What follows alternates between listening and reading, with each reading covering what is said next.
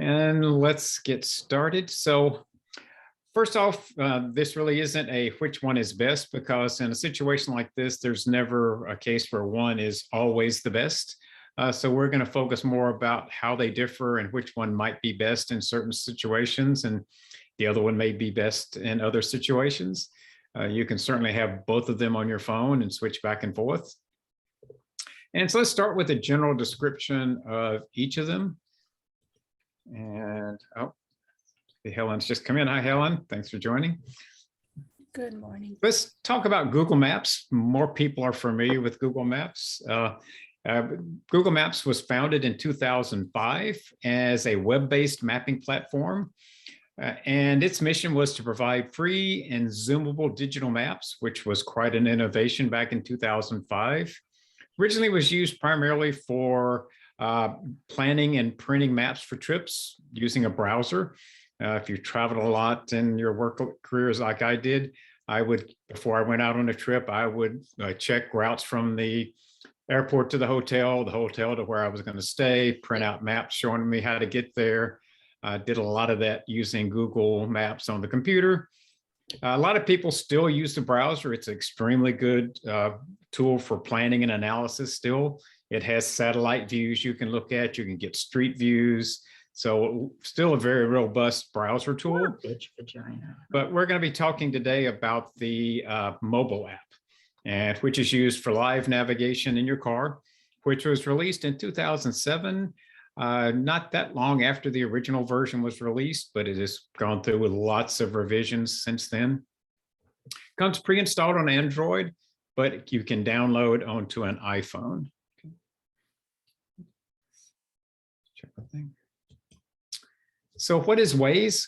Waze was founded in 2006, which was just a year after Google Maps was. And the original name was Free Map Israel. It was founded in Israel. In 2009, 3 years later, the company's name was changed to Waze Mobile Limited. And most people don't know this. In June of 2013, Google bought Waze. So Google owns both Google Maps and Waze.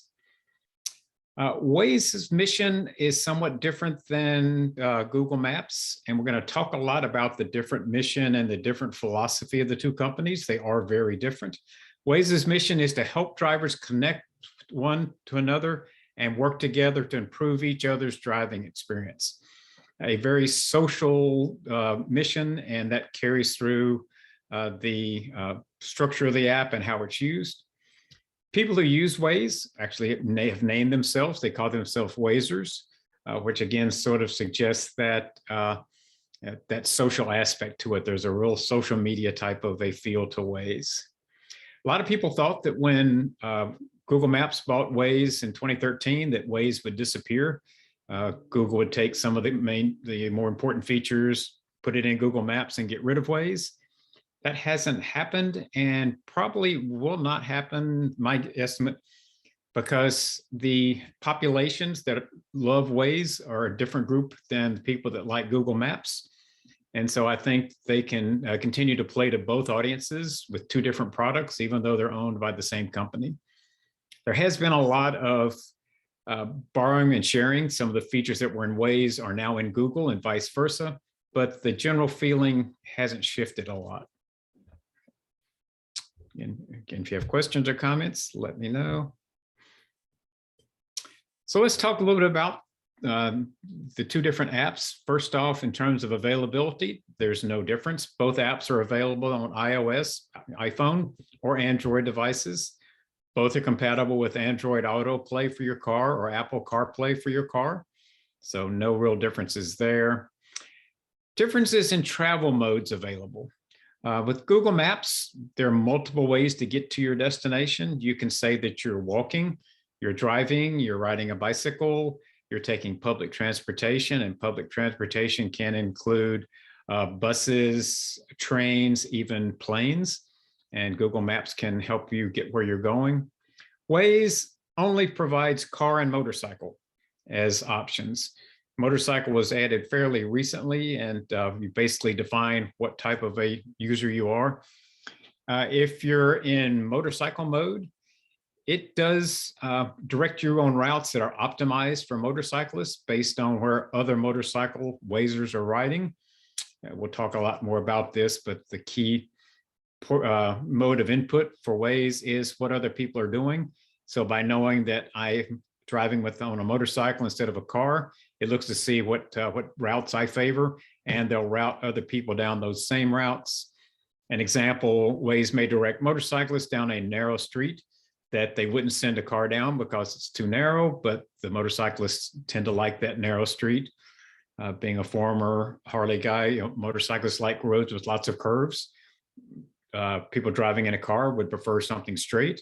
So some other ways where they might give you a different route if you say I'm on a motorcycle instead of a car.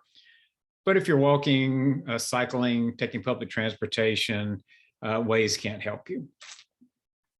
So one big difference, again, not so much one's better than the other one, but one may be better depending on what way you're traveling. This is where we get to some of the differences in philosophy of the company. How does Google Maps select a route? And Google uses a very, what I would call a data-driven approach. Google identifies all the possible routes between your starting point and your destination. They've got a gazillion stored maps, and they can use those to find the different ways you could get from point A to point B. They got information from satellites. They got information from traffic sensors to let them know what's the average speed cars travel on the different routes, so they can figure out which way is the fastest route. They factor in all that historical information, including traffic speed by day of week and time of day. So they know that to get from point A to point B on a specific road differs if it's Monday versus Sunday, or if it's noon versus 3 o'clock. Now, all that information is in the computer. So it's a big data-driven, data crunching type process. So it scores all the different routes available using all this information and comes up with a score. And it identifies the highest scoring route. And it usually will give you at least one, sometimes a couple of alternatives that are the next highest scoring routes. Okay. Questions or again, other information anybody has about how Google picks the route it's going to send you?